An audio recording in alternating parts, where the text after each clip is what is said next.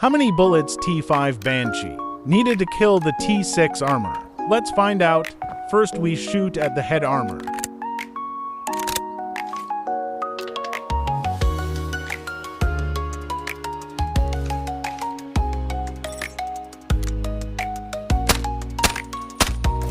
Need 3 bullets. Next, body armor.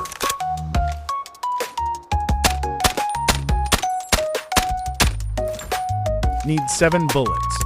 TX for watching. Subscribe.